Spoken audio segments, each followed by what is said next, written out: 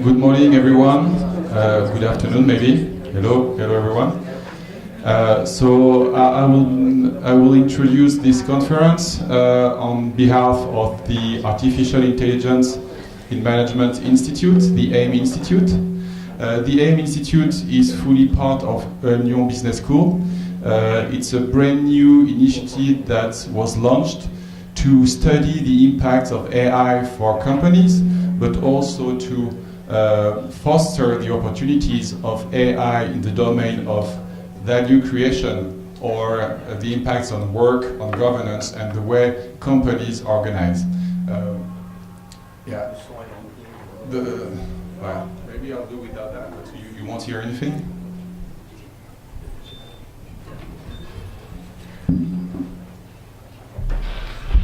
Is it better? It's better? Yes. Okay.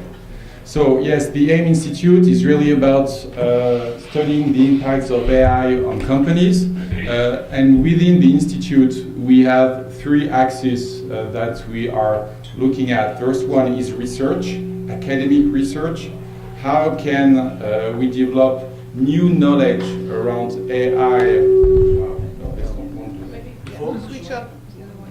How can we develop new knowledge around AI and the impact of AI on business models, on business ecosystems, how companies can generate value based on those new technologies. And on the second hand, the other focus of the Institute is then to look at the impact of those technologies on what's in governance, the way companies organize, how do they recruit, what's the impact on work, and what's the impact on skills. We do that through research, academic research to be published, but we also do that to generate new innovation, new pedagogical innovation, new modules, new certificates, new skills to be taught to our students. And we also want to outreach to the general public, to the international institution, to bring this knowledge to a broader audience. So the goal of this conference here is really about talking about research. Professor Margherita Pagani will explain a bit more the focus that we have here. But really the interest that we have within the Institute is to develop this kind of talks, seminars, to help you better understand what AI is about and how it can affect your work as an entrepreneur, as someone working in a company, as a professor, or as a student. So welcome to this conference. I won't be long. I will try to solve the mic problem briefly.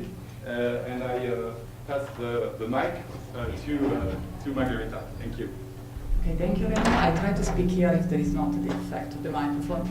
So thanks, first of all, for coming, because I know how heavy it is to attend the seminar sometimes during the lunchtime if the subject is not perfectly in line with my interest of research, of teaching, or as a student of my interest in practice.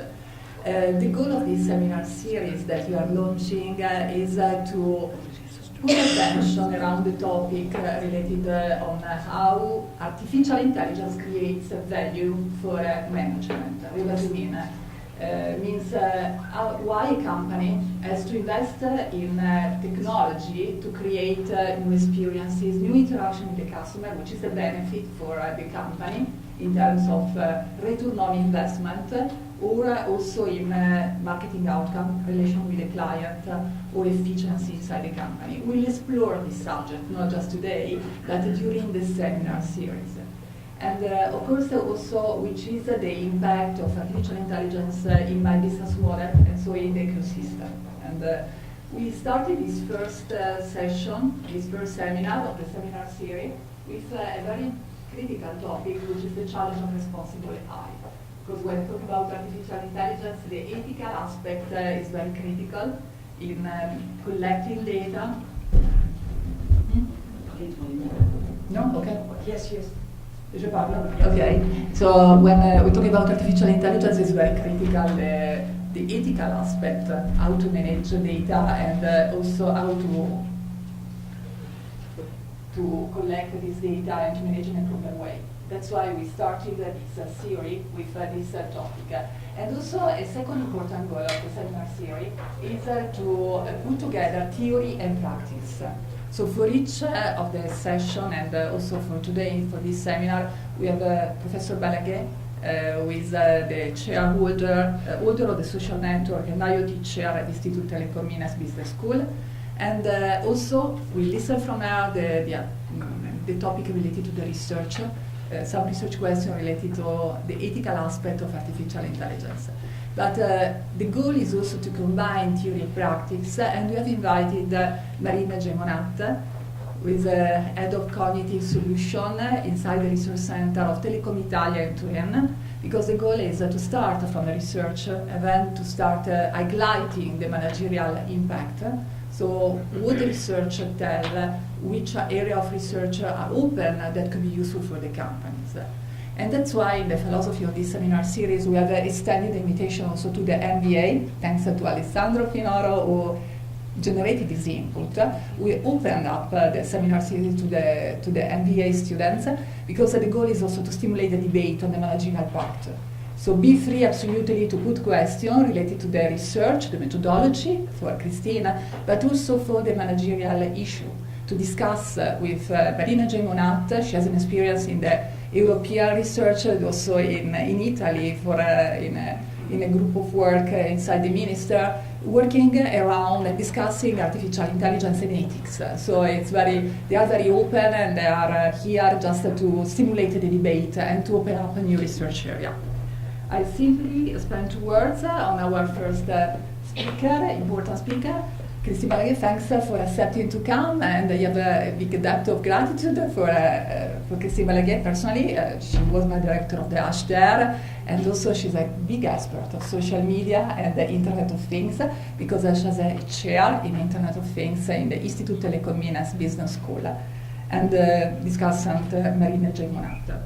Before leaving the ground to Christine Balaguer, I want just to spend 2 words about the seminar series and the next session. Of course, you will receive, all of you, an invitation, a reminder to attend the seminar. As you see in the calendar, for each session we have invited a big expert. So take benefit from the presence of this big scholar that are coming sometime from US just for us to share the knowledge or to stimulate the debate, the research. So we have Christopher Tucci, is a professor of management in EPFL in Lausanne, will come on February 20. We will have as a discussant the director of the innovation in Airbus. So for each session we combine theory and practice to stimulate the discussion. Then in March we have Farina Sulta from Northeastern in Boston on the value-added value creation in marketing. We have also an internal presentation because I say in particular for the MBA students and also for our guests, we opened a call for fellowship. A call for fellowship means we invited professors inside the school to submit their research to contribute to the exploration of artificial intelligence in value creation. And Jerome Struben, Yassine Rekik, working in 2 different departments from different perspectives, were granted with this fellowship. So we have on April 29 a first midterm presentation of their work where the faculty is invited to give feedback to stimulate the discussion. And then in May, Shintaro Okazaki, who is also editor of the Journal of Advertising, talking about the privacy concern related to artificial intelligence. And finally, in June 27, we have Charles O'Facker from Florida State University in US, talking about smart product. And so how smart product, which are the business implications for intelligent product. Okay, I leave the floor to Christine Balaguer. Thanks for accepting, and thanks for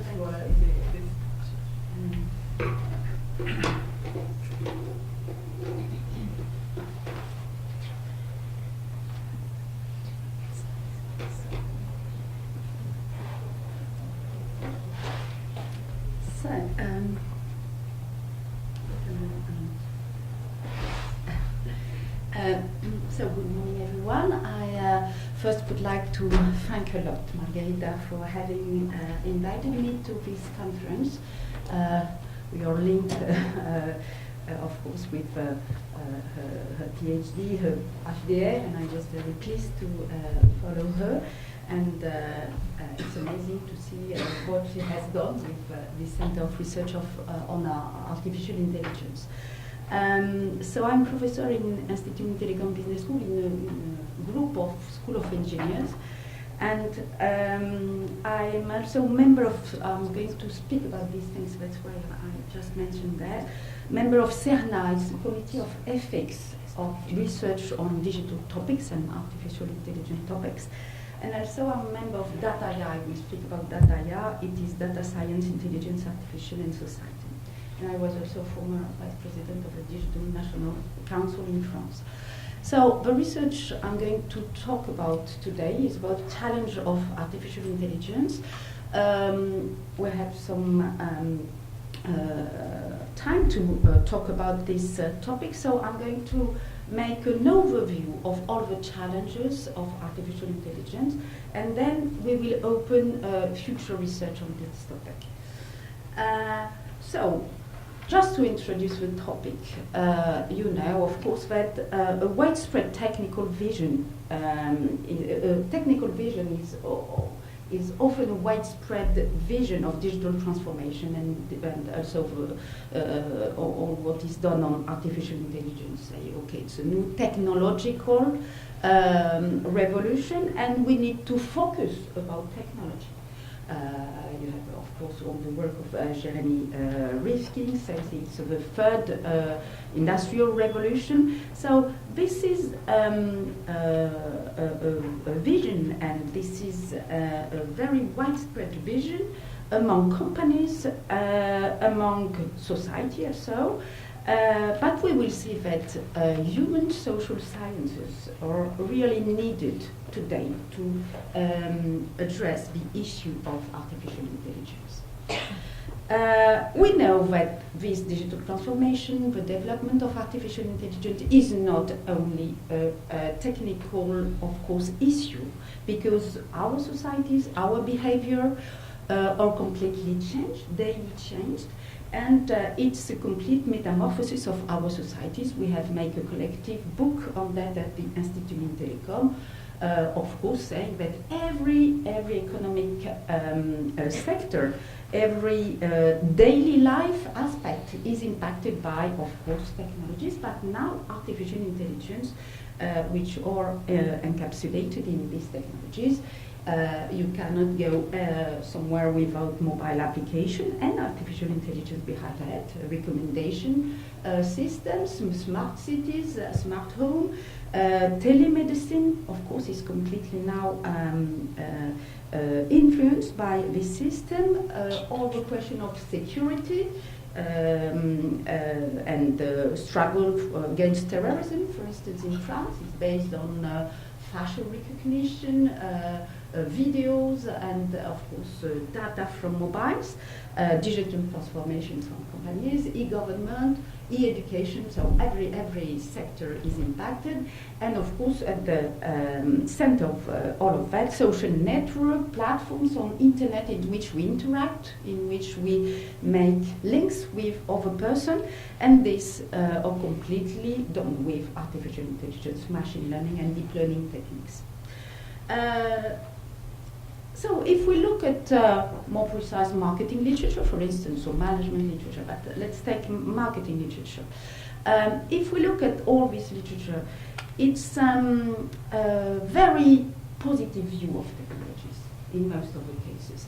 And here it's just an example, it's a paper from Journal of Interactive Marketing saying that this technology allows people and consumers to be empowered, to have a better capacity to also make more effects. And in this paper, the last point on IoT and AI is not in the paper, but what the paper says that there are 4 periods. The first period is at the beginning of internet in France and in all the countries, and that the consumer has got a demand power just to go on a website and to quit the website. Then in the 2000 period, it's all we know about the economy of contribution. It's an information-based empowerment.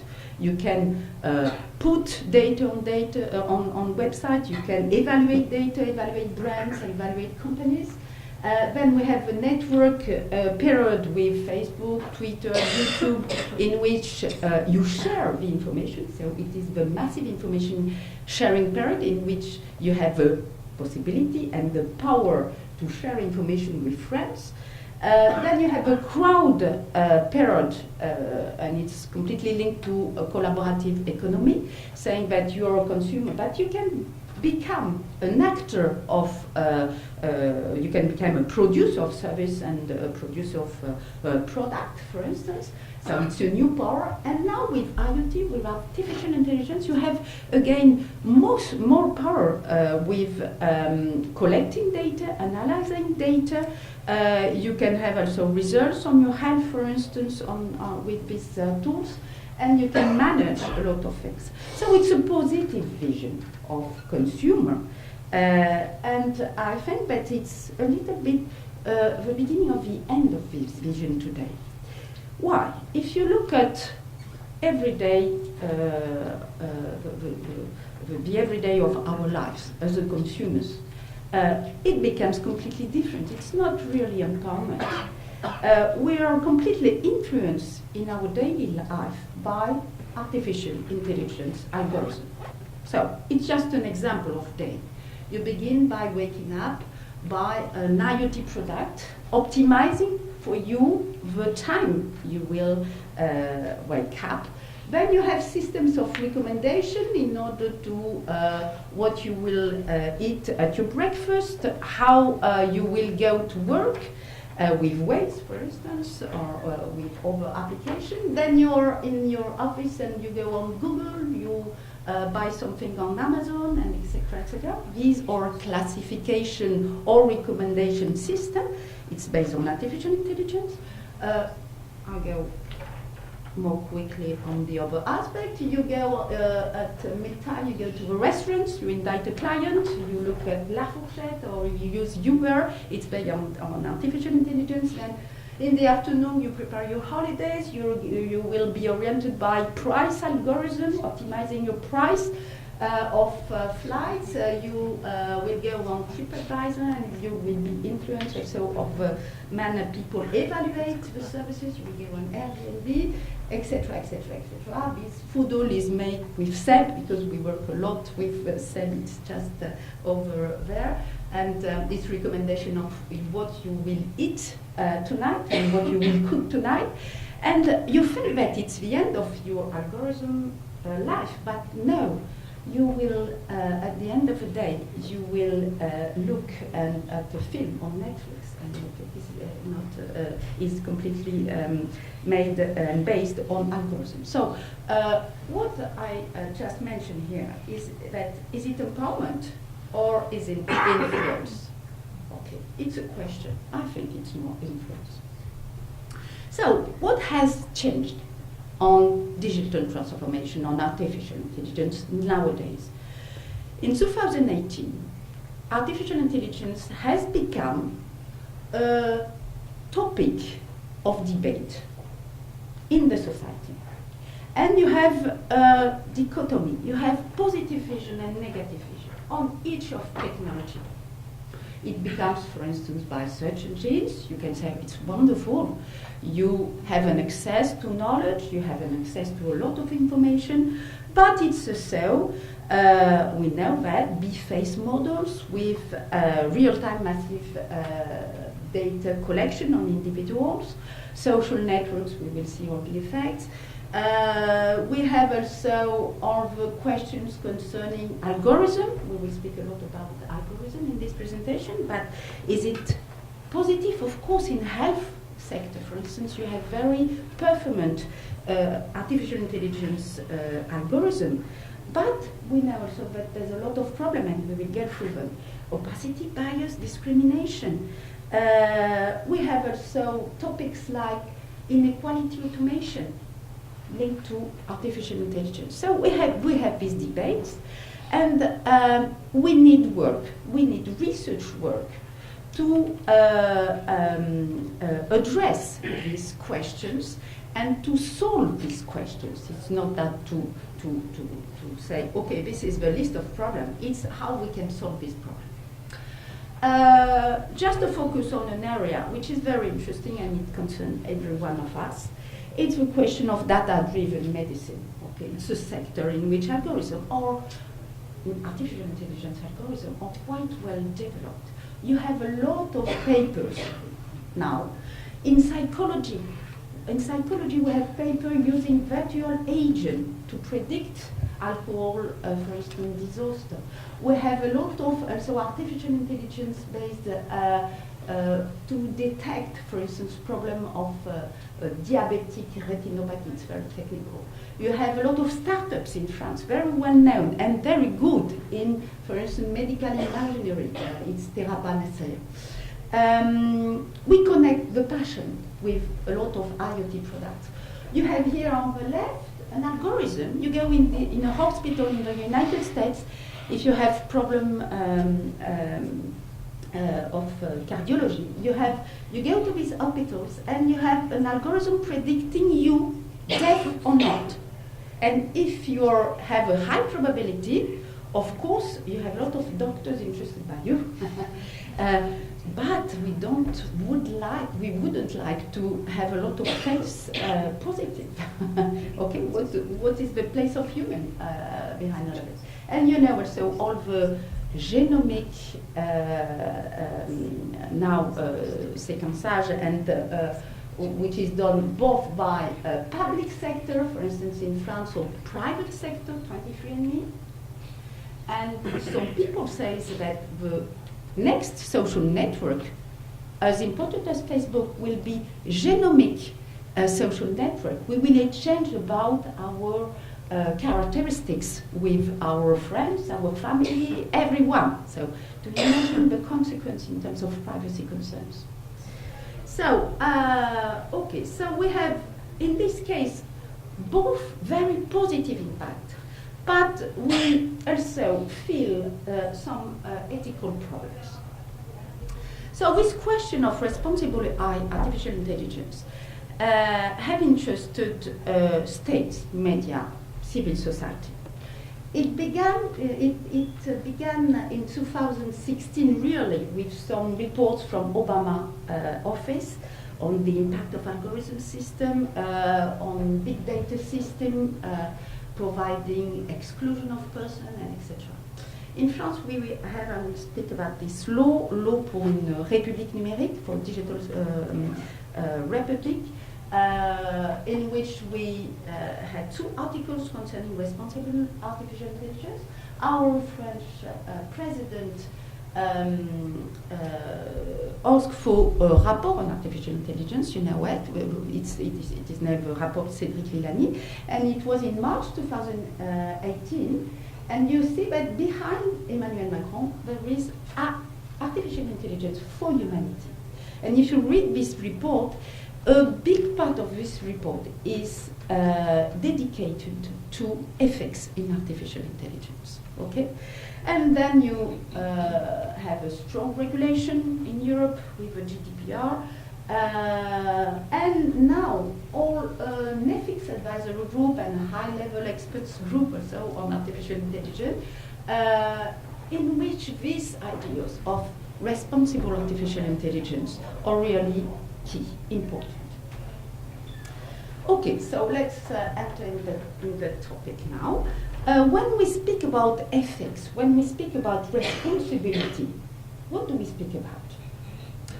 So generally, when we speak about ethics, we speak about this topic when we have conflicts of values. And when you develop different technology, you can have different values. In some cases, okay, you can say, okay, RFID, it's forbidden. You violate my rights, okay? But you can say also, it's a good point. It's, well, I accept that you develop that because I have services. It's a trade-off for the consumer. When we speak globally about ethics, and this, I work a lot on that in CERNA, Committee of Ethical Research in Digital Topics. We have big principles, just to remember that. We have macro ethics. It's the justice principle. We need to develop artificial intelligence, but we need to have equity in our services. We need to have justice principles. And then you have three micro-ethics principles. The autonomy. The autonomy is the respect of every individual life. Okay, so you have, in terms of individual, you need to have autonomy. Another principle is beneficence. If you develop artificial intelligence product, you must have benefits. You must prove benefits. I will come to this point further. And the last one is also very important. You must be non-maleficent. So you can have a lot of benefits. But you have also to measure that your artificial intelligence product does not imply maleficence. So these are very well-known ethics, and this is the framework in which we work when we work on ethics. So, for instance, in some courses with students, we have all a method we develop with students on how to address the issues when we are responsible, for instance, of technology in a company, and how we can have some thoughts and some actions to make these ethics values effective on the product. Okay, so why we have problem with these principles when we speak about artificial intelligence? What I just want to tell before entering this issue is the fact that according the countries according the country we are, we have different values. For instance, the justice principle is not in all countries. The autonomy principle is not a principle for all the countries. So we have a cultural differences. So I'm going to develop some problem of ethics in artificial intelligence now. So in introduction, of course we have tensions. You have a pot of people saying artificial intelligence is science, real science, not social science, real hard science. Algorithms are unbiased, reliable, reliable, impartial. It's science, okay? But we know that it's not the case, okay? So it's not the case because artificial intelligence is patiently elaborated vision encapsulated in algorithm, okay? And code is not abstract, okay? It contains social, political, and aesthetic dimensions, and we will see that through my presentation. So we have four big issues in terms of ethics when speaking about artificial intelligence. We have a first area which is the question of data. And the question of data can generate bias, can generate discrimination. The second problem is opacity of artificial intelligence systems and manipulation effects. The third problem, well known, is filtering bubbles and echo chamber, more specifically on social networks. And the fourth one is encapsulated opinions and what are the decision-taking by a person when you have opinions in the code. So these are the main questions. There are other, but these are the main questions we will address. So some example on the first one, data bias and discrimination. For instance, I work a lot in IoT and health sector. We know, everyone knows that IoT is a difficult technically issue to have the right measure, a good quality of measure. If you take five different brands to measure some information, you will have 5 different measures. Okay, so the question of data quality, of course, is key. And if you have biased database, because the data are not of good quality, you have biased algorithm results. But it's more than that. When you have artificial intelligence, the most important thing is the database, which is the beginning of a process of artificial intelligence algorithm. So this data can come from a human object design. So what is this human object design?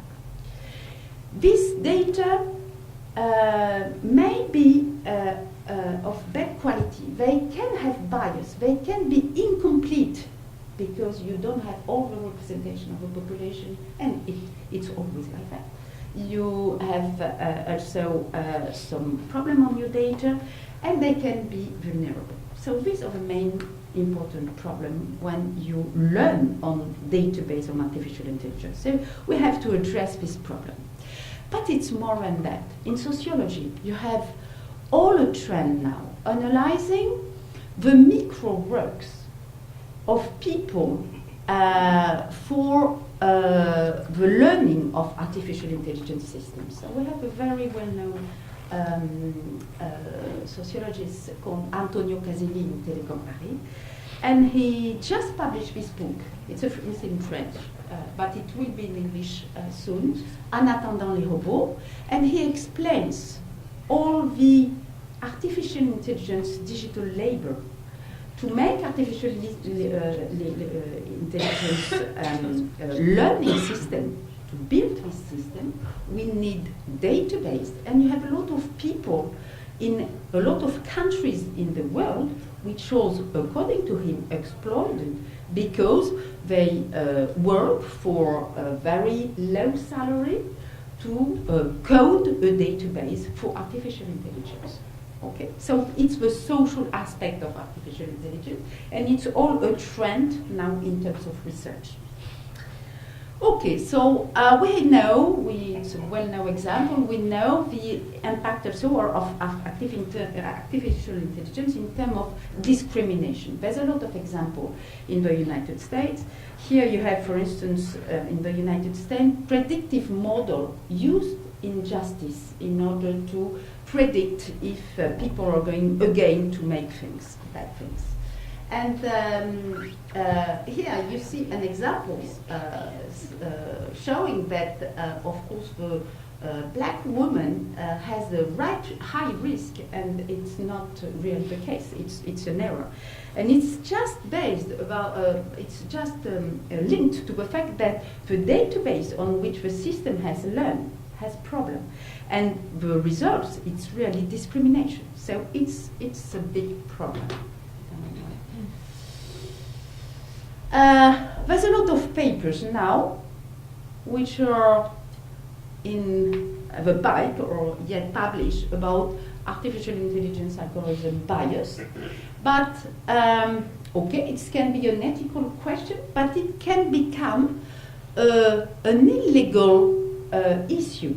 Sometimes you can have companies developing artificial intelligence with data scientists who are purely engineers, scientific, and they optimize the function, they make deep learning, machine learning, etc.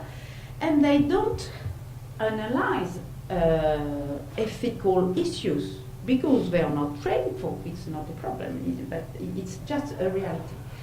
And you have some, for instance, interesting papers. Let's take the second one of Catherine Terker from the MIT. She shows that there is a gender discrimination in STEM jobs. It's illegal in France. You cannot discriminate between women and men. Okay, in France, it's forbidden when you develop an algorithm based on artificial intelligence in order to optimize the demand and the offer of jobs. And we have a colleague, Gracia Cesare, who just made also a paper on the gender, so gender discrimination. And she saw, for instance, here she made, an ad for a job in a STEM job, where she differentiated in the experiment the VIET for men and VIET for women. So you have a mention of the fact that it's for women on the right. And what she shows here is that the distribution is different between girls. It's for young person. So it's different. The distribution of the impression is different between girls and boys.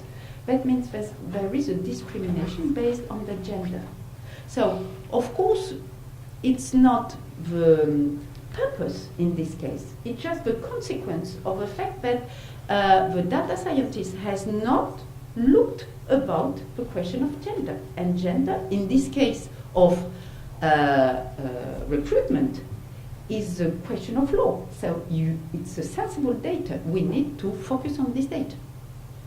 So there's a lot of things about that, saying that we have to address this issue. Okay, opacity and also manipulation. So there's a lot of examples of that. The summary of artificial intelligence is the fact that it's not new. Artificial intelligence, it's not new. My husband worked 20 years ago on artificial intelligence, but we have different period. Okay, the first period it was principally expert system. The second period it was statistic learning. So we try to learn without understanding.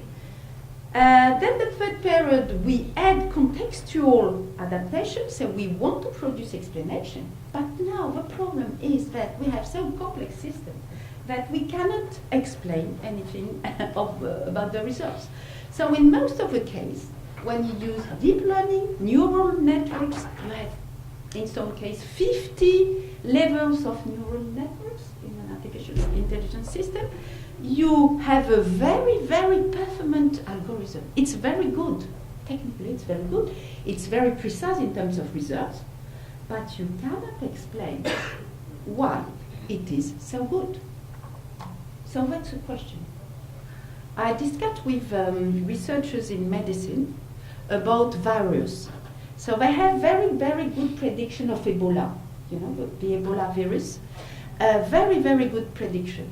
So the decision after that is: do we know must we just be confident with this algorithm, which is very, very good, and we just have information through data and the algorithm, or do we have to maintain the sentinel, the sentinel process? A lot of people, for instance, in Africa, in other countries, giving data about Ebola process. This is today the decision to take.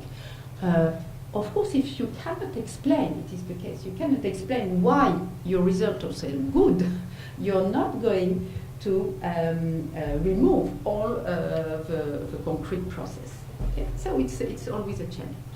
Okay, so opacity. Opacity, we know this example, Google search engine. Everyone uses Google in France, nearly. We know that if we are different, we can have, for the same word request, we can have different results. Do people know about that? No.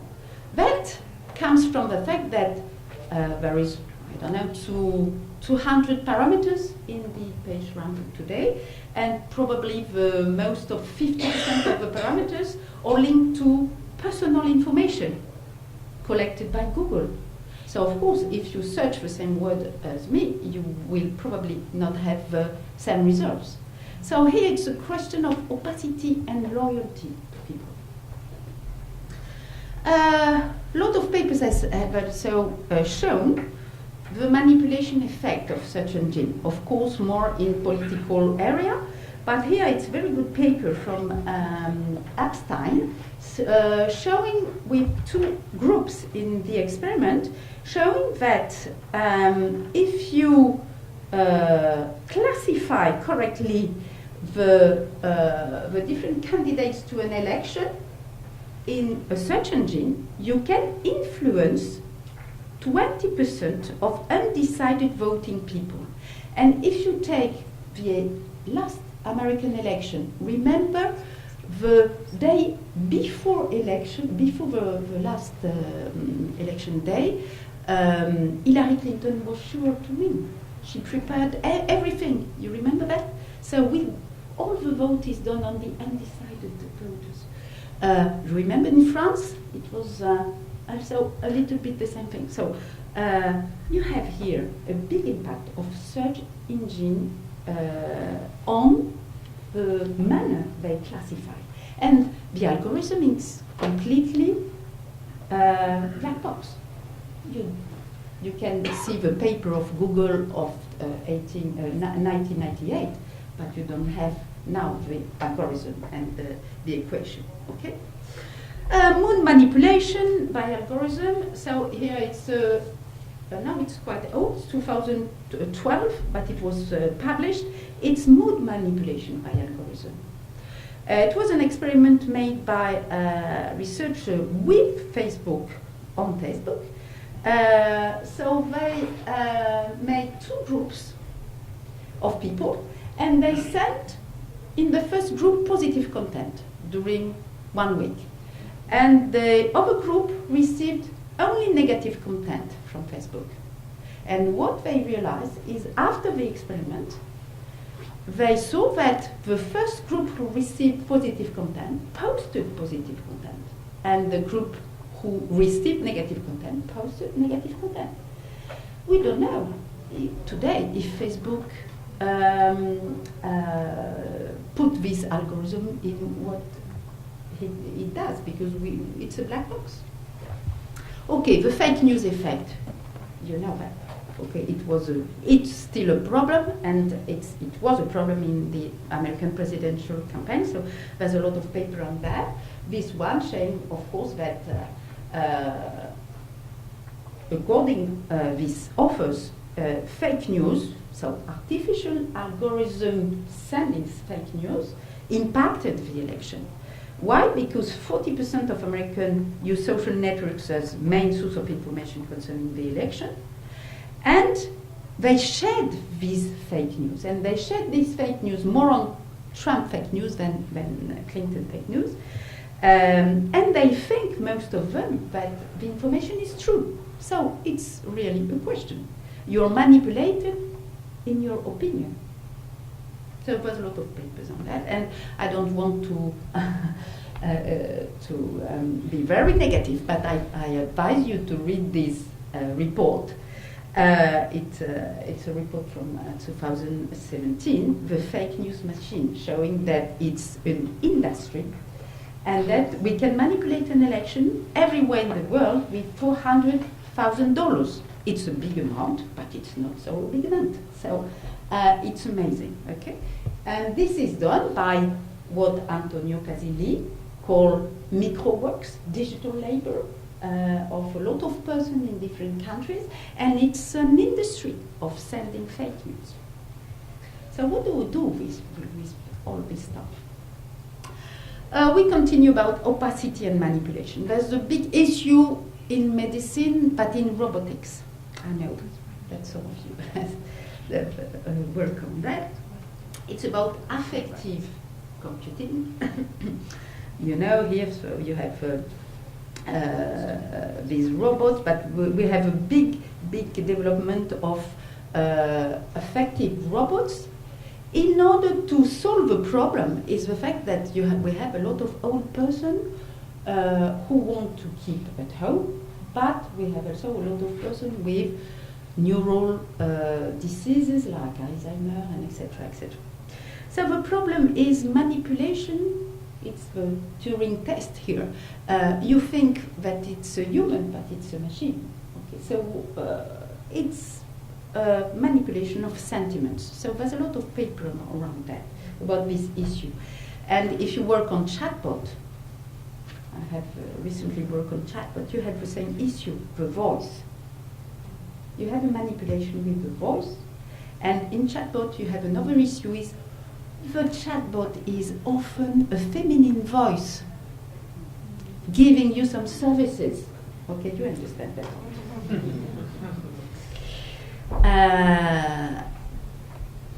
Okay, we have also a problem of legal issues. We have colleagues in the school who have worked a lot on that, on artificial intelligence and in autonomous core. We have an opacity nowadays about responsibilities. If you have a problem with an autonomous core, who is responsible?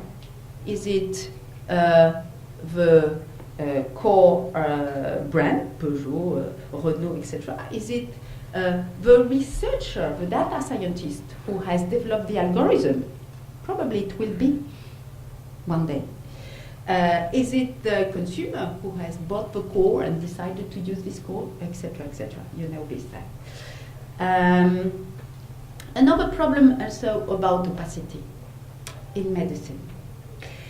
You have very good predictive algorithm in terms of cancer with genomics nowadays. It's amazing what we can do with genomics. It's probably a very positive issue in terms of technology. So you know that if you have this or this age, if you have this or this BRCA mutation, it's gene. So you have BRCA1 or 2. If you have the 2, you are like Angelina Jolie, and you can make a medical operation. But most of the case, it's not like that. Most of the case, a patient, a doctor will say to a patient, you have 45% of that. And you have also 20% of having this disease. And more than that, you have 33% to have this disease. So we become a probability. And what is the consequence on humans, on patients? You can have patients saying, okay, I know that I have a probability to have a problem, so I'm going to use the right thing. You have some reports saying that if you make sports, if you eat correctly, and etc., you diminish your risk. Okay? But probably some people will be completely upset with these results and will be perhaps depressed, and etc., etc. So there's a problem of communication of artificial intelligence results in some cases. It is in medicine, but it's the same case in companies. How do you communicate results to clients? Okay, so it's just in French, sorry, but it's what we became. We became probabilities. Okay. And what happened if insurance company use this figure? And it's an issue. Okay, another issue is to say, okay, it's in French, but I'll translate. You go and see the doctor, and the doctor say to you, oh, good news, Google has said that you have nothing. And you're very pleased then, okay? You have that, huh? Watson does that, okay? So, well, it's very good. It's a very, very good algorithm. Okay? Very personalized algorithm. They have worked on a lot of publication in medicine, so they're better than a man, than a human. Will we accept that? Probably not. Last point about opacity is the fact that there's a lot of research on technology by computer scientists and etc., etc. There are few research on the benefits, the measure of benefits of artificial intelligence, and I think it's the topic of this institute, value creation. What is the value created? So you have here some example of people in advertising, papers in advertising, justice, health, international trade, housing markets, okay. But we need further papers about the measure of the positive impact of artificial intelligence. But let's come back to the principle of ethics. Benefits can be very important, but if you have also very negative influence, it's a problem. So you have to have paper measuring both positive and negative impacts. Okay. Other issues is filtering bubbles and echo chamber. It's more well known, so I go more rapidly. This is a paper published in 2015 about Facebook effect, and there are two effects, you know probably them. The first one is echo chamber, and the second one is filtering bubble. And these two effects limit the access to opinion diversity. So it's a problem of the impact of the opacity of the system and the reality of the impact. So echo chamber, it is on political opinions. The echo chamber is linked to homophilia effect. Okay, on Facebook you're friends with people who are like you or people who think like you. It's not different from the reality. Okay, your friends generally are more close to you. So if you're liberals, you have liberal friends. If you're conservative, you have more conservative friends. And if you're moderate, you have moderate friends. So you are in an echo chamber. You speak always with the same people. The filtering bubble is linked to the algorithm of Facebook called EdgeHound, well known. And the consequence of this filtering bubble here is the fact that if you are, for instance, liberal, Facebook will send you regularly liberal content. And then you're in a filtered bubble because if you look the information on Facebook on politics and etc., and it's the main source of your information, you will see only these liberal ideas. And you can forget, if we go at the extreme point, you can forget that there are other issues or other opinion in the country, for instance. So the filtering bubble, well known, is the fact that, of course, you have here your friends, and then the content sent by Facebook. And this filtering bubble implies the fact that you're only with information which is consistent with what you think. Here, this is the edge graph of Facebook. It's a black box. We don't know the parameters. Of course, it's not a simple equation. It's much more complex.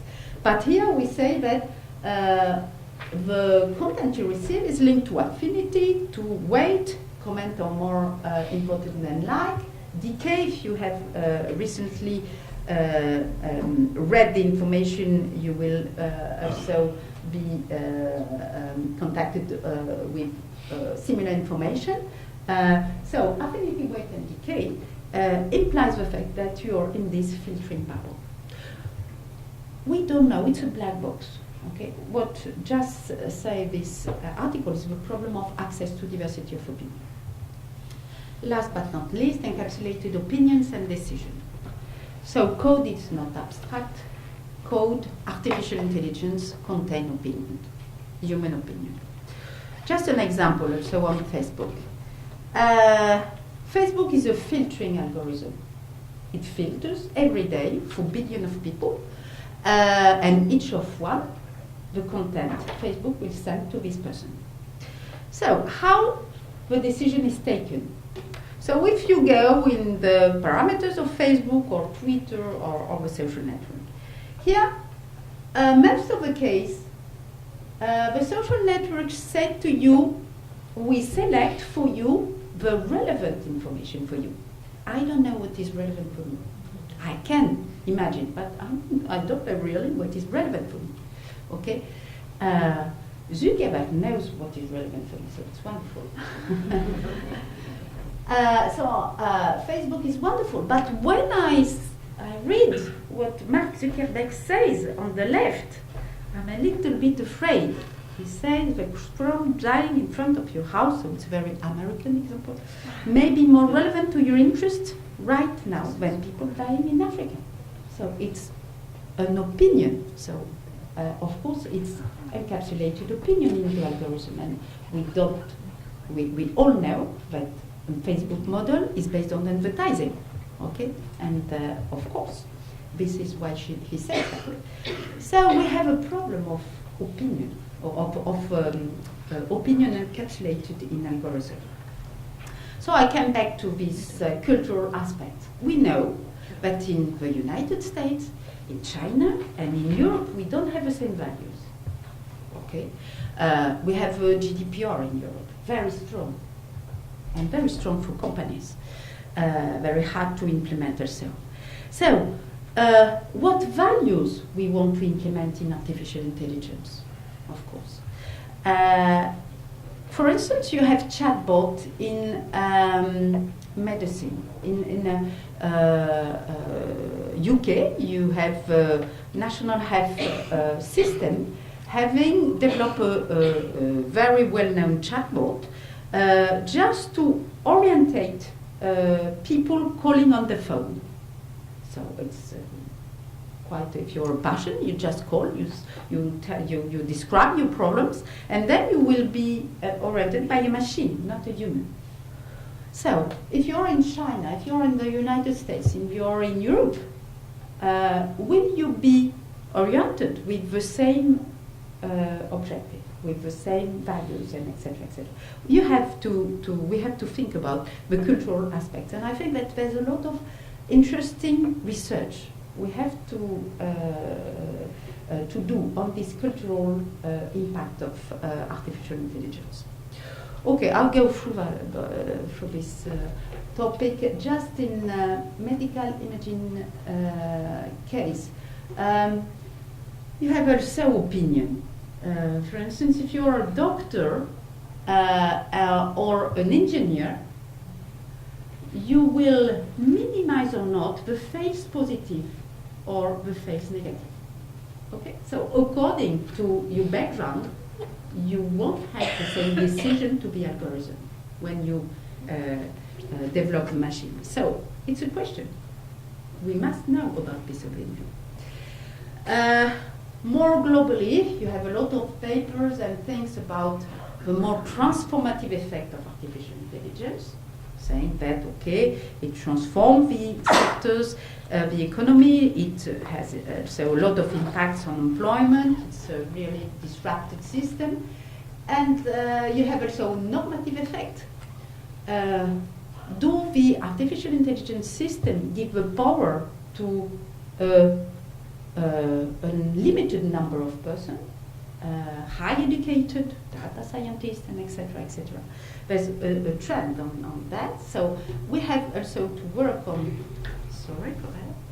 on transformative and normative effect of artificial intelligence. And you have a very well-known book, and it's now in French, Weapons of Mass Destruction, explaining how, of course, the mathematics used behind artificial intelligence can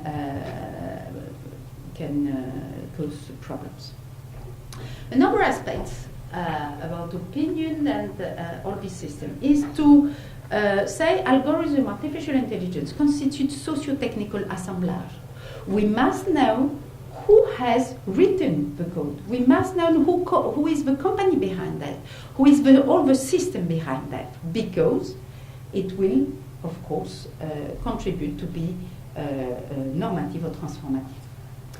And we have also unexpected consequences or unexpected effects of artificial intelligence sometimes. So this case was debated, so I don't want to do it now, but we could discuss about that, saying that Facebook has developed chatbots speaking together, and what has been shown is that this chatbot has developed their own language. So if you speak with technical person, they say no. So this is the debate. But this is an unexpected effect. So what is the consequence of all this effect? So we have also a big trend of research now on the impact of artificial intelligence on society, and I advise you to read this book from Virginia Eubanks.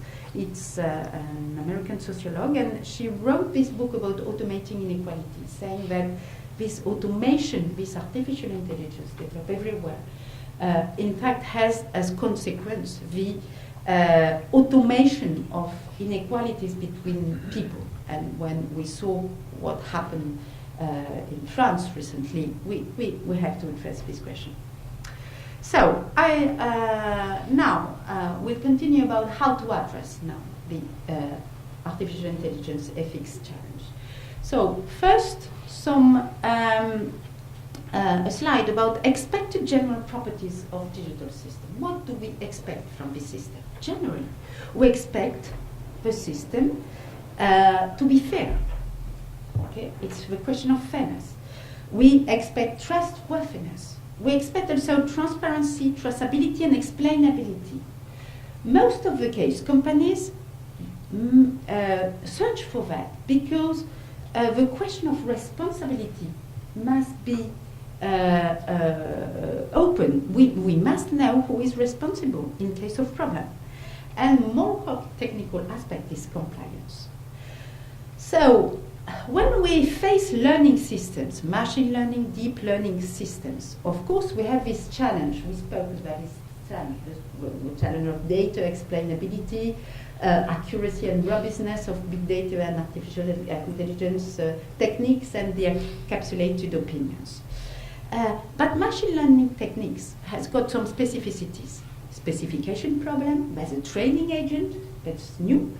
We learn without understanding sometimes. The model learns, so it's dynamically evolving. Learning instability and assessment and control. So I just share with you some recommendation, and it was done by a collective of researchers, and I belong to that, CERNA, so you can download this report. It's ethics in machine learning. And we have people in management, in computer science, in law, in philosophy, etc. To make this report. So we need some recommendation here for researchers, or for data scientists, or for business people in companies working on machine learning systems. So the first one, learning system data, concerns the question of data. So we say that we have to check the quality of data. We have to check that data reflect the diversity. We have to focus on the variables sensible, gender, ethnicity, and etc. And we have to track things. The question of autonomy. Here we develop things about how to communicate the results, what I said before. The third aspect is explainability. It's all a trend, and there is a pluridisciplinary now community of researchers working on how I can explain an artificial intelligence system, how I can develop standards on that. Fourth, the decision making using machine learning system, and here we put again human. We say there's a human role in decision taken by artificial intelligence system. Okay, this is now a trend to put again the human role. The question of consent. There is a new point, very interesting. If you apply the RGDP, if you apply the law, you ask the consent for your research or for the development of a system. You ask the consent for the use of data. But what is new is learning from the data.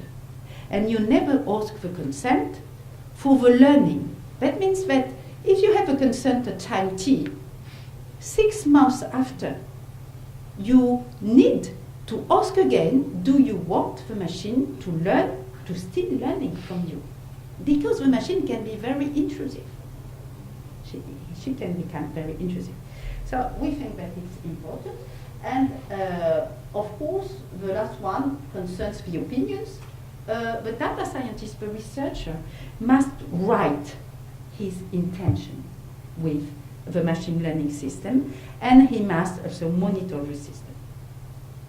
Okay, just to inform you, we have also in the CERNA worked with the CCNA. It's a very prestigious Comité Consultatif National d'Éthique, and they work now on the law on bioethics. And what we say to CCNE is the fact that all the health sector is completely impacted by artificial intelligence and by artificial intelligence decisions. So we make a specific report with the CCNE on digital artificial intelligence challenges on ethics and health. So you have different things. I just mentioned two things we didn't speak about before.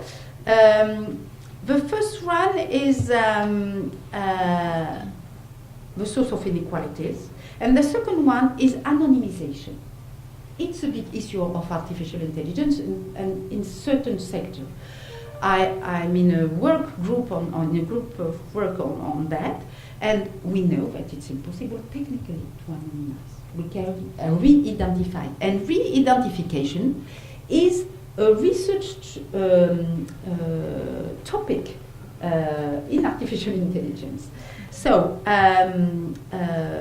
it is an issue in health sector.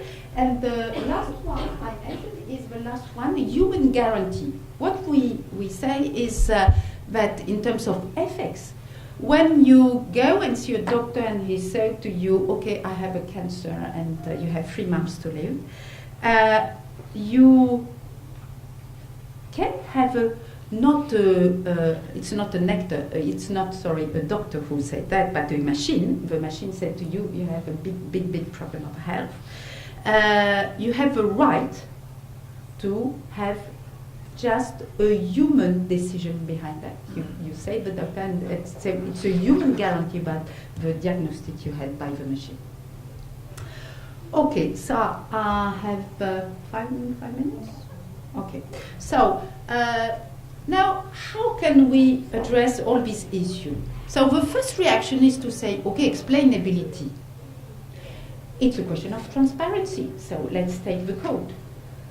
We know that it's a problem to access the black box.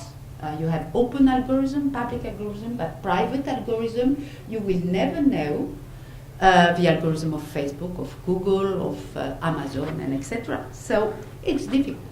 You have a lot of other difficulties. In an algorithm, it's sometimes you have problem of heterogeneity. It's complex. You have several contributors. So it's different to understand this transparency. You have also the fact that if you look at one artificial intelligence system at time t, it will not be the same because of a learning system at time t plus 3 months or 6 months. So that's a problem. And finally, it's a problem more global about transparency. It's a question of trade-off. What is the level of transparency a company has to give, but she also needs to protect the intellectual property of the algorithm. Okay, so there is some issues. We can study the code. We can mapping the evolution of different versions. We can study a part of the code. Okay, but this is the first area of research. Other authors propose to produce a self-reflection on the code. So it's a new area of auto-ethnography. Okay, so it's very interesting. And also the more widespread issue of reverse engineering. So you test the algorithm, you make different scenarios, millions of scenarios, you make requests, and you measure the result of a request. So this can be done, and of course it's an issue in terms of method of research. More qualitative things also can be done with interviews of data scientists, of designers of algorithms. It's interesting also to make some research on socio-technique assemblage.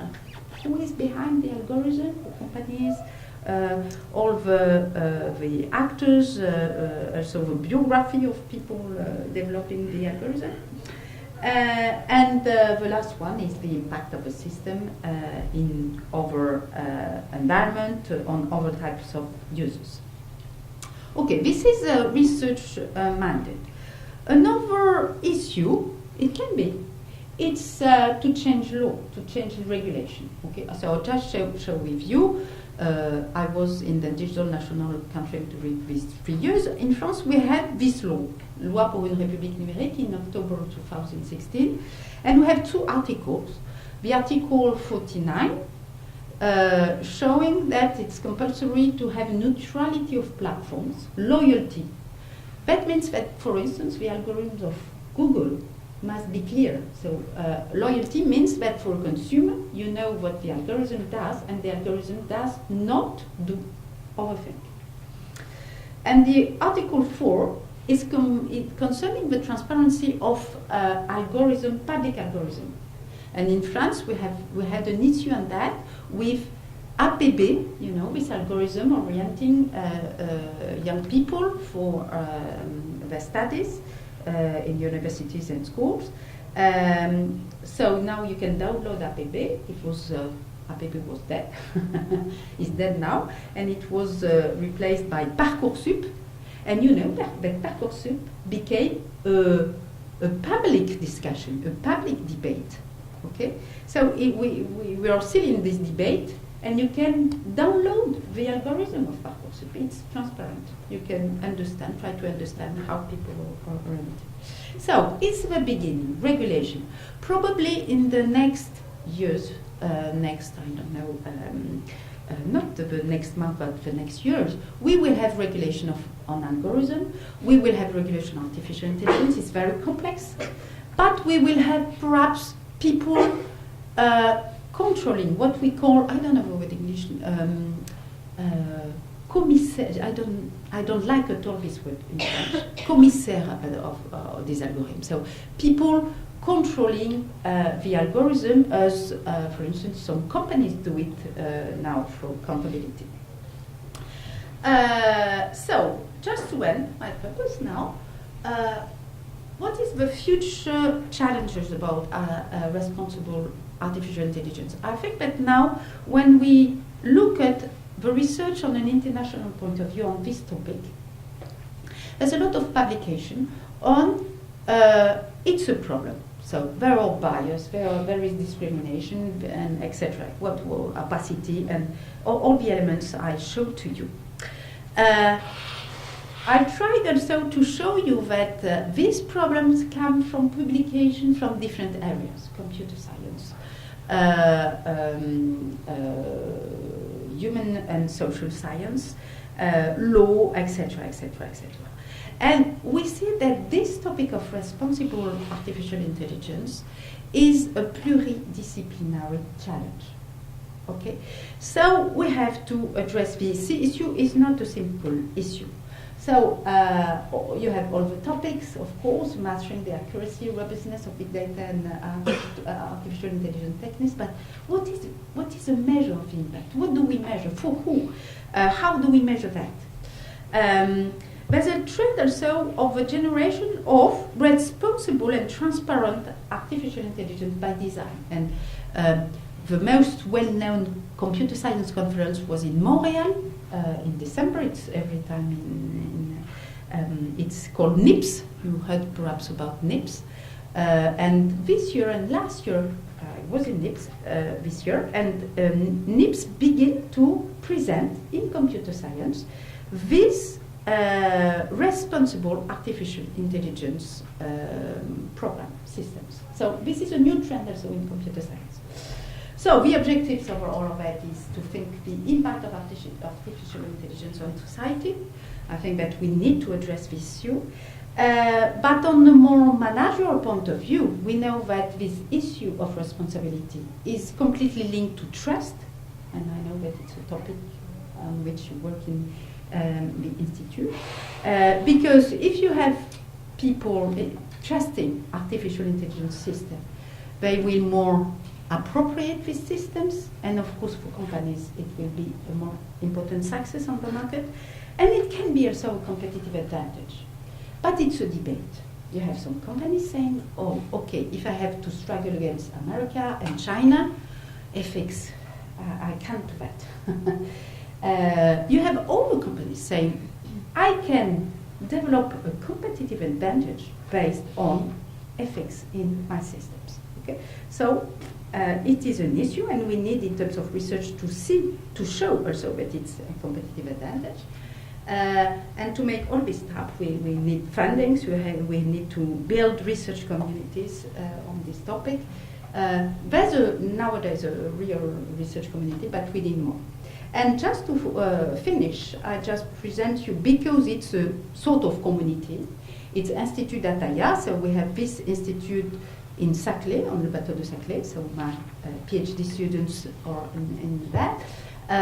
So we have 14 members, sorry, and we have 4 challenges, so the principle is pluridisciplinary. All the project financing this institute is social science plus computer science. And we address different issues, and the third one concerning transparency, digital trust, responsible IA, and etc., etc. So I think that it's very interesting. We can develop, of course, different research topic, but we have this this area in which pluridisciplinary research is done, but it's very difficult. It's a challenge because in terms of publication, it's a real challenge. How you make a pluridisciplinary research, but you need publication in each area, so it's a complex issue. Okay, just to finish completely my purpose, what I just want to say in terms of conclusion, it's my own opinion. My own opinion is, personal opinion, is I think that on technologies, on artificial intelligence, we are in a situation which is quite close to the situation of what happens on climate. On climate, we were too far. And it's a problem for all the planet, for every one of us, but few people move. It's completely amazing what happens. It's very difficult to come back because we were too far. What I just suggest here is in artificial intelligence and with all this technology, we are now going too far, but we have still the time to react. So let's address, we have this responsibility in terms of researcher to address these issues, not to have the same problem as we have with climate in the next years. So thank you very much.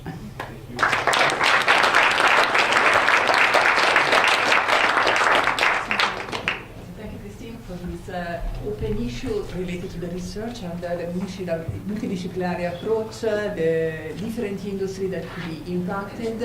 Now we invite Marina Gemonat to, your role is to be the discussant, so to bring the vision from the company perspective around this topic. Maybe led also the discussion if you want. Thank you very much. Thank you very much for the invitation. And I work in Telecom Italia, which is the Italian mobile and fixed operator. So I work on telephony. So we got a lot of data from a lot of people, but luckily we cannot use it. So we are in the regulation that's been mentioned. So luckily we are privacy, very strong privacy concern. But somehow we do compete with giants that do not have those problems, as it was mentioned before. So we are in a very peculiar situation. We have a lot of data, we do not use them, but we have to deliver services that are at the same level as people are expecting from other companies. So it's a hard situation. And what I would like to bring, just an overview on how in real world, in real companies, these solutions, these technologies are used, and how far we are from actually encountering the same problem that we encounter, let me call us as victims somehow, as user. Because AI, I'm talking about AI specifically as machine learning and deep learning, so the real high end of AI. And it works from data. That's the key point. You don't try to model the expertise on a field, you just take a bunch of data, put it into a network, a neural network, fix what output you want to get from that, and the network will learn to behave properly so that it will be able to give you the result that you want. And you don't know absolutely what's happening inside this neural network. It's literally a black box. But what's the point here? That the more data you have, the better algorithm you can produce. So data is actually the fuel.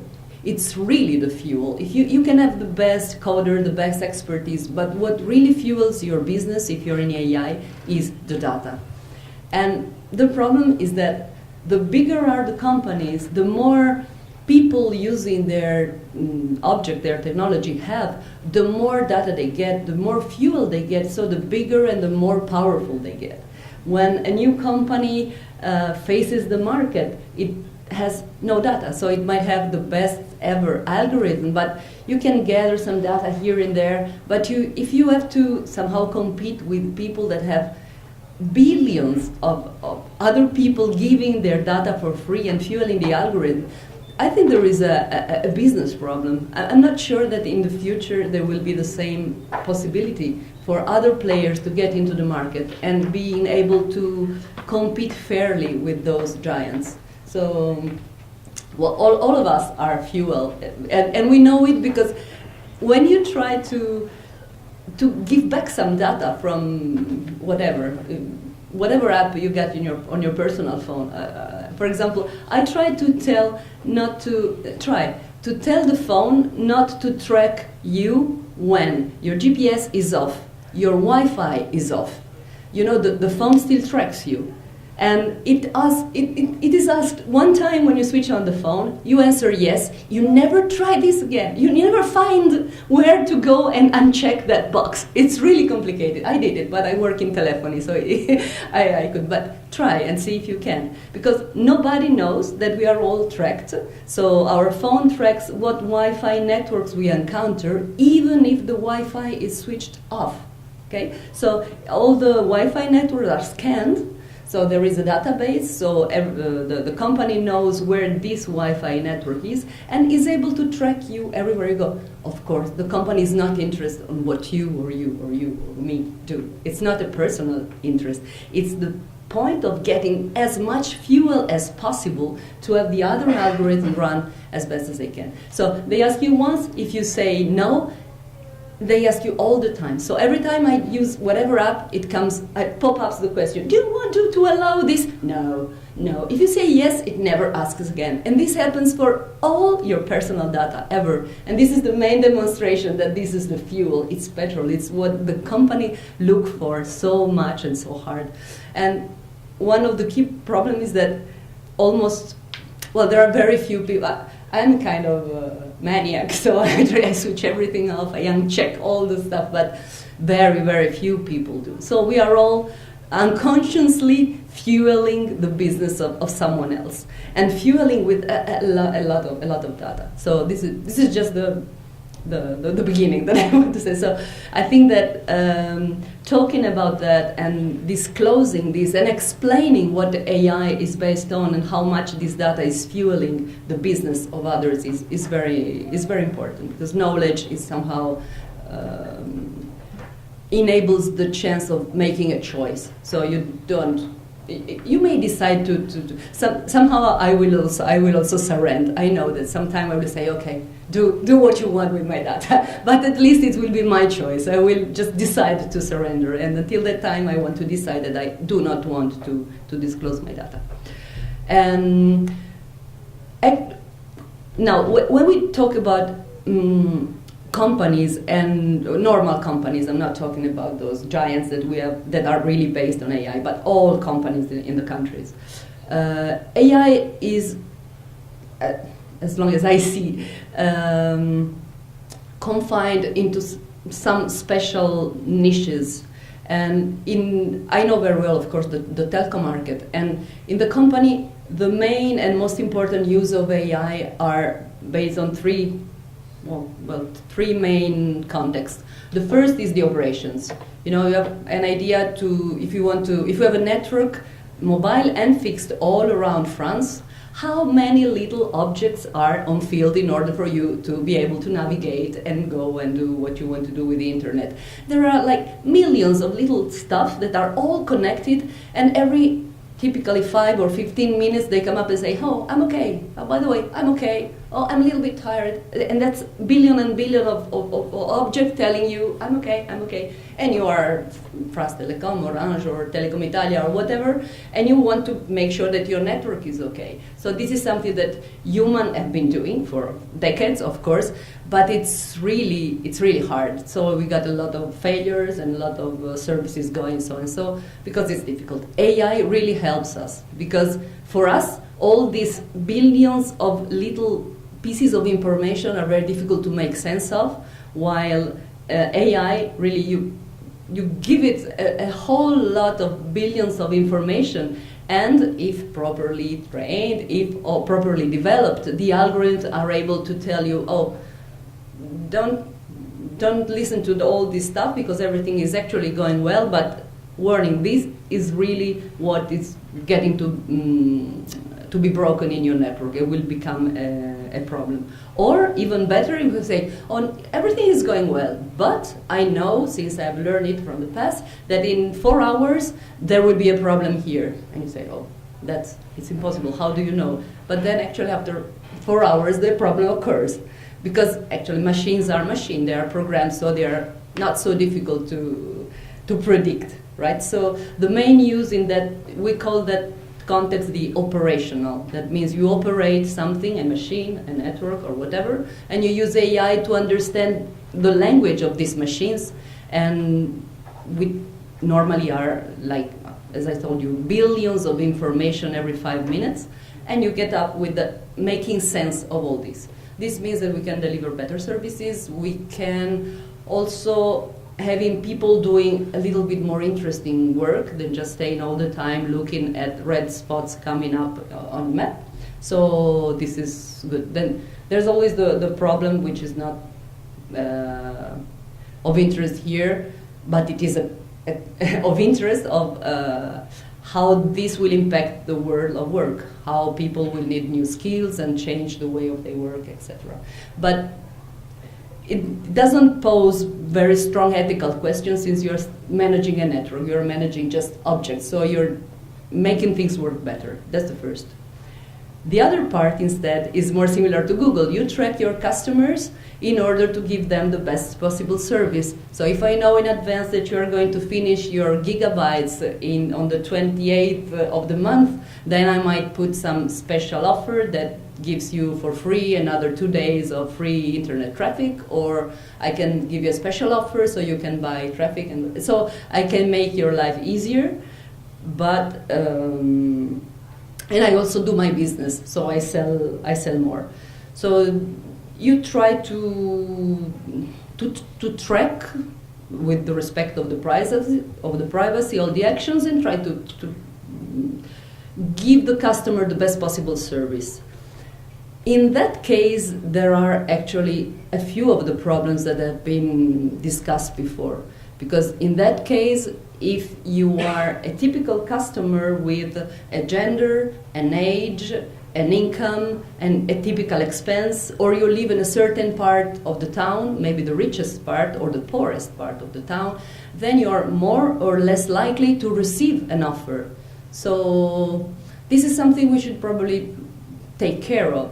Because you said it's correct. If you use the data that you use to train your systems must be ethical, so must be not the reflection of reality as it is, because reality is not perfect. There are inequalities, there are rich and poor people. We don't want we would like everyone to be I don't know the English word, everyone to be rich. So we don't want inequality to be enhanced, right? So if we train the algorithm with reality data, nothing can happen then the reality to be reproposed and getting always the same way, but that's not what we want. We want to give everyone the same opportunity, not the richest more opportunities and the poorest less, or the women more and the male less, or whatever. We want to give same opportunities. If you use real data to train your algorithm, that's really difficult. And it's also really difficult to get, I can't find the word that you use to say that the data must be ethical. So even if it's impossible in company, because you have to use your data, the data that you have. You cannot invent data. So this is a point. When you talk about customer and usage and profiling, then a little bit of attention must be done, and it's an issue that we can take into account, that we must take into account. The third part is related to conversational automated interfaces, that is having not people but expert system in the modern sense, so an artificial intelligent agent answering the question of the customers. So this is the good part, that you get a response all the time, very quickly, and at night, 24 hours a day. And the response are always coherent, are always the same, while if you have maybe 1,000 people, everyone tells you something a little bit different, so you never know what's the real answer, while the machine answers always coherently. And I'm not sure, there are a couple of problems there. It's not so easy to interact with a machine, because only in science fiction you cannot, well, essentially, or in very, very strong company, but normally is when you call a call center to solve your problem, I'm sure that normally you understand if there is a machine or if there is a human that is answering you. Just from the first two exchanges of phrases, you understand, right? So sometimes machines don't understand things, and if you know how to treat them, you are able to interact correctly. But if you think they are human, because maybe you are an old person, you don't even know that there are agents behaving like humans, you might not be able to go to get to the solution that you wanted. You might not be able to interact with this fake human that tries to behave like a human, but is not actually human. So I'm not sure if this would just enhance the digital divide rather than include people in using technology. Because some technologies are meant to be easier, but are easier for young people, for smart people, for people who know. But maybe for the more weak people, which are already infected by the digital divide, that might add some other problems. So designing, that's a problem of user interface design. So how to design proper user interfaces that allow people to interact with the machines. And also, another point is, well, I think that machines should present themselves as a machine. Don't try to make people think that they are talking with a human being, but just present yourself as a machine so people knows how to interact. But there are not many guidelines. We've been developing this kind of personal assistant, digital personal assistant, and we haven't found many guidelines of designing usability and testing of these interfaces. While in all other kind of interfaces, there's a lot of literature. If you design a website, you get a lot of usability guidelines and designing guidelines. Not the same is for conversational interfaces with the agent. And the last thing that really struck my mind in your presentation was I don't know if you're familiar with 5G, the 5th generation of mobile networks. So now we are using 4G. All of you probably here are using 4G. And we are deploying now the 5th generation. Well, there are many differences, but one of the key differences is that it enables very reliable and low latency exchange of information. And low latency means that you might have a really powerful algorithm running in the cloud and give the information back to whatever simple object, a toy, a small robot, a drone, a car, right? So this will enable AI to be really pervasive, really pervasive. So I was shocked. I appreciated the slide on robotics, where in Japan I know that old people are now entertained by robots that do not get bored when maybe these old people will tell the same story over and over again. So they will get entertained, but well, it's a robot. But what really strikes me is that the same thing is happening with toys. So there are toys which are small and nice, and they will be able to communicate with the network, so having really powerful AI algorithm, because the algorithm will run in the cloud. but be able to interact with the kid very quickly, so as if the whole intelligence was there. And they will read story and interact, and they will probably learn from what the kids like or not like, and read their face and know if the kid is happy or sad, and do things.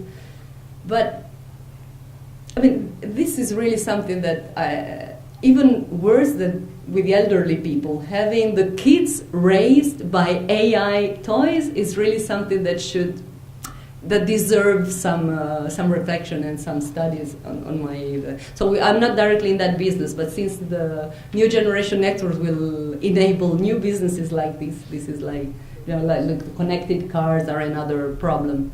But one of the toys is not so well known, and I would like to bring it up here because it's one of those one of the issues. And well, I welcome question. I can talk for another hour, but. There might be questions for curiosities, or I can go on, whatever. I have questions, actually some questions. Thank you very much, Christine, for your intervention, because these are really things that I have been studying also myself since a long time. It's nice to see that these even a bit critical, ethically committed perspective is now visible here. So thank you very much for that. My question is the following. Sorry, and of course this is something I think is relevant also for the audience, because you mentioned the fact that we need to measure the negative impact of algorithms. Okay.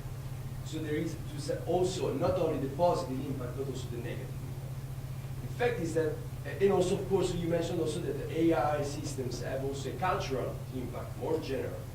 What I'm struggling myself with my research is the fact that it's very hard to measure the broader macro-social impact of these systems. The fact that every day billions of people are using these systems. So there is, for instance, a sociologist called Ted Stripas that talks about algorithmic culture, a culture that becomes the positive reminder resulting from specific information processing. Culture in the anthropological sense. So my question is the following, because I have also my students in this course with this algorithmic life in a platform society, that are trying themselves to interview people, to do surveys, to understand the code of the algorithms in order to see what is the impact, the cultural impact of AI. But of course it's hard, it's very hard. So my question is, how is it possible in the future to contribute to the measurement, to the assessment of the broad general impact of these systems on society? Probably is a question without answer, but I just wanted to put it on the table. Do you want to come here to answer? So maybe you should rephrase the question. I think don't have the answer, Yeah. but I have two proposals. The first one is the question of the observatory of impact of artificial intelligence system on society. In Laval, in Quebec, the University of Laval has launched an international observatory on the impact of AI on society, and we will launch one of those in France soon. But more we are, so because it's a big issue. Because it's a big issue in terms of fundings. For instance, I know very well one researcher working on the work and linked to what Antonio, for instance, does about. So the question would be to make an international observatory of the impact of all these micro works on society. But it is one observatory in all the countries. So it's completely amazing. So I'm very practical because I had in my research a lot of partnership with companies, with governments, and etc. So I'm quite practical in my research because I think that we have to before measuring everything on everything in the world, I think we have to make step by step measure what we can measure. And probably I think that we have on an international level to build this observatory and to work together on different things. But I think we have also to make step by step the measure of this technology in this area and etc. To measure the impact, and this can be done also by methodology like samples, experiments. We know very well these things. So this is the first aspect, and the second aspect is the second aspect is the pluridisciplinary, I think, issue. Because if you want to really measure the impact, you can measure the managerial impact, you can measure, but if you don't enter into really the algorithm, it's difficult to understand the impact. And the example is Catherine Turker from the MIT. She made 3 papers on the impact on algorithm in best journals. It's really very wonderful work, of course. But if you go into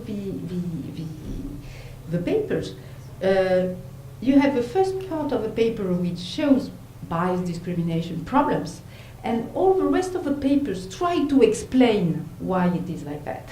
And well, she gives some things, but as she doesn't enter to the technology, it's difficult.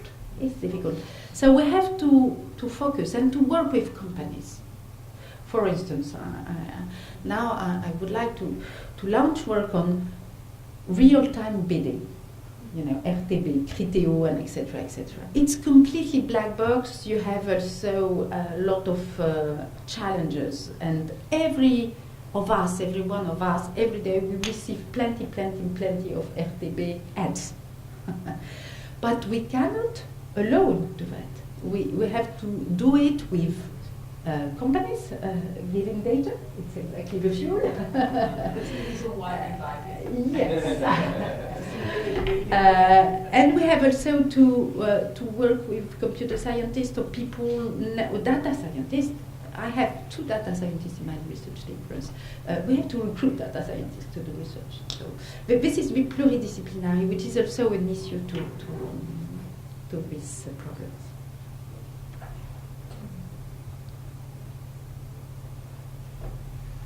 You mentioned, Christine, the recommendations from CERNA, but there are also other associations like IEEE on the impacts on how to develop artificial intelligence and intelligence system in an ethical way. My question is, how can you apply or enforce those recommendations? You mentioned regulation, but IEEE, for instance, is mentioning standards. What does that mean to build products or to have a research which is ethical by design?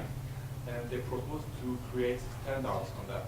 What's the process and so on. So what will be the best way of ensuring that researchers or engineers are not only trained on those ethical problems or issues with AI, but can actually, enforce those recommendations within their work? So what's the best way to apply those recommendations? We're going to launch an initiative on that. So there's different levels. The most well-known initiative and the most advanced initiatives are at research level, E3E or I3, or done by researchers. It's international, so it's really advanced on that. The high-level expert group at the European Commission, I don't know if a recommendation has been published, but in the recommendation, published or not, but they are going to recommend and to also propose on European project to finance, to fund research projects on that.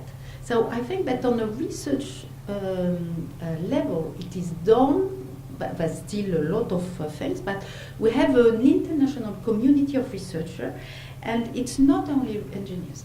Nowadays it's really the equivalent of a reverse of a CERNA on an international point of view.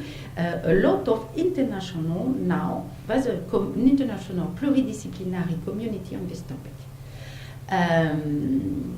But the issue is companies. The issue is how you do that in companies. So the question is how we develop courses, and we are in a school of engineers.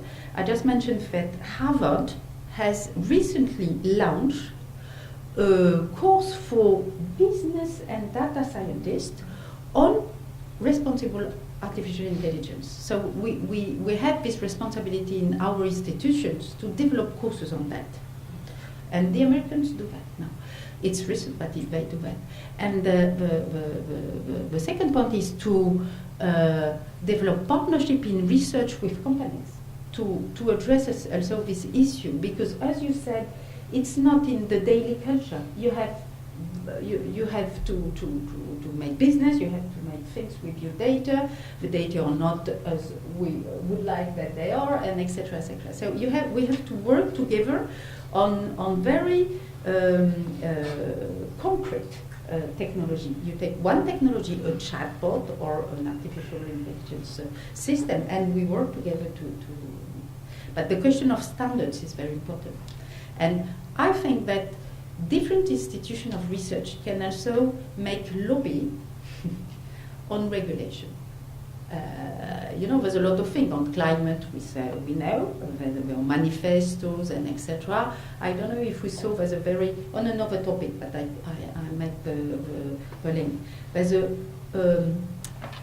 wonderful manifesto for social progress, made and written by 300 social scientists and management in the world.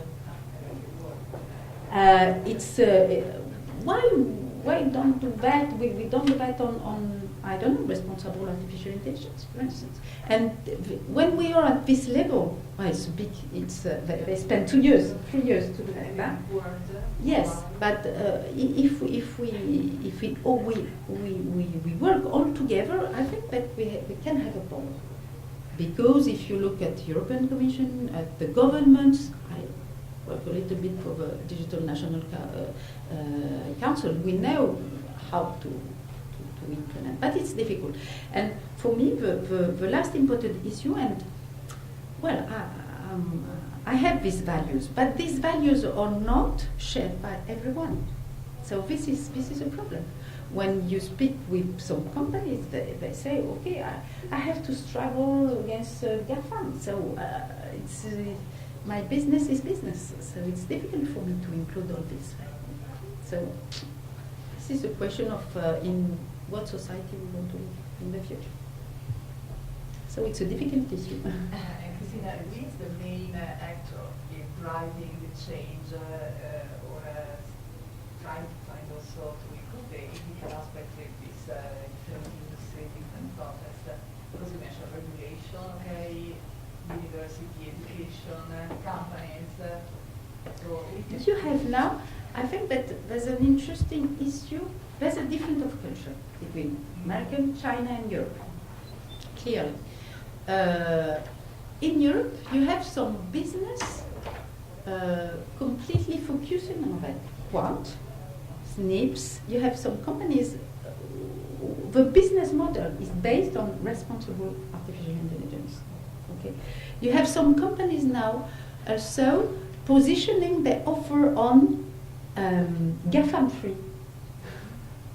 I am GAFAM free in my algorithm. So this is this trend. And you have also big companies like, there's a lot of companies in France. It can be Orange, it can be La Poste, who are very, who are also in a positioning, official positioning in terms of communication also about that, saying that we are responsible for that. So we need to, not to do everything, but to address these issues. But the main actor is the regulation. So regulation. Yes, but the problem of my experience on that is that if I work for different reports and etc. If you wait for government, a regulation, etc. to change the thing, it's so long. It's international. So it is an education first.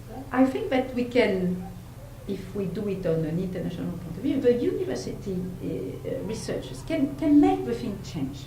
But it's a long and hard work. But the problem with technology is that when you change the regulation, at the time you change the regulation, it's not this technology who are concerned, but all the new technology, and you didn't put this technology in the law. So it's always a trend. And for me, very soft law. I'm more. We have to make lobby, but we have also to make standards and etc. But you have also to make things in companies. For instance, artificial intelligence for data scientists to make a chart, to make them, to educate them, and etc. etc. etc. I think that education of people, and we have developed courses for students, either engineers or business management, but on ethics of technologies. I think that young people are more concerned by these issues, societal issues, than people were before. And they're very open to that. So it's difficult, but I hope you can. I just want to add something on multidisciplinary, because this is it's a key point for us also in the company. One of the problems that we have with AI when you put it in the company is that you go to people that used to work in a way and you make them change and have them work in a different way. And you want to help them. So before developing the solution, you want to ask, what is the biggest problem that you have? What is the biggest stuff that you really don't like doing or you don't do well? So how can AI help? So getting what are called requirements, right? So it's very difficult to move from a programmed way, so what people expect that software can do, to what AI can do, which is really different for the reason that we have said before. So we use multidisciplinary groups for helping data scientists to understand the requirements that the people explains without knowing what AI can do. So it's like being on two sides of a very large river. So you need to build a bridge. So we use methodologies to try and explain what AI can do. So don't ask me only that, ask me more. Or AI can do this but not that, so don't ask me that. But so trying to get together, so having what we call the customer, which is the end user, getting the most of the technology and having the technology giving the most to the customer. And to do that, multidisciplinary groups are really important. And I think that the same is for trying to develop transparent algorithm. And I think in this case, information visualization techniques, so people who knows very much about data visualization and InfoVis is really important. And it should be started from university. That's what I think. When you study big data and AI and algorithm, there should be some philosophy that explains all the ethical questions while you study, while you learn to build the algorithm, so that all future developers already have an ethical point of view inside them. And also to develop systems that are understandable by human and transparent, you really need another kind of skill than engineers and data scientists, which we take from the design part. Designers and psychologists and people who knows how to explain complex things to a human brain. Machine thinks to a human brain, and so how to develop things that explain themselves while they work. And with AI, it's really a challenge, because it's really difficult to understand what happens inside those black boxes.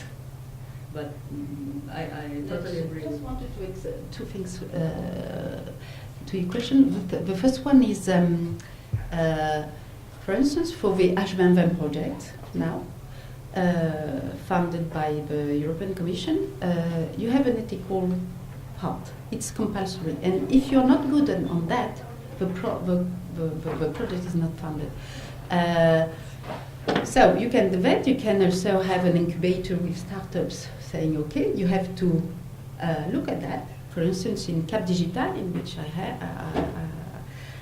I supervise artificial intelligence also projects. It's compulsory in the projects also to describe what you do about these aspects. So that's a manner to make things a little bit change. And I think it's what I call soft law.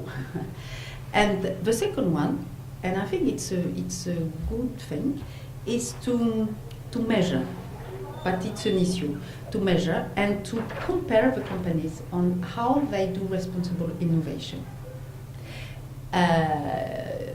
There's a lot of things. For instance, you have in the United States the AXI. The AXI is the American Consumer Satisfaction Index developed by the University of Michigan, and it's now a benchmark. It's a structural equation, a big questionnaire, and now it's a benchmark everywhere. It has influences on the companies and etc. etc. We could develop a group of researchers a measure of digital or artificial intelligence responsible innovation index, and we compare the companies. So it's not law, but if you present officially, publish in medias and make some communication around that, companies are going to or beginning to react. So what we call the reputation is, even for Google and Facebook, the reputation is very important. But there's a work to do. So thank you very much for very article. Thank you very much. Thank you.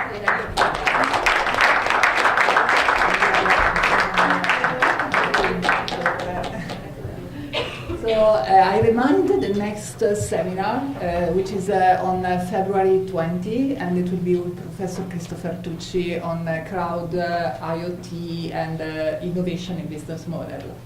And also stay tuned with our website, because we are announcing also other events, because we're planning to organize a big conference on, you mentioned the importance of user interface also, to develop also ethical issue, to address ethical issue in the user interaction. So we are planning to organize a big conference in Paris with MIT, and also involving some companies to discuss this aspect, design and user experience. So thank you very much for your stay here till the end, even if it is long, this seminar.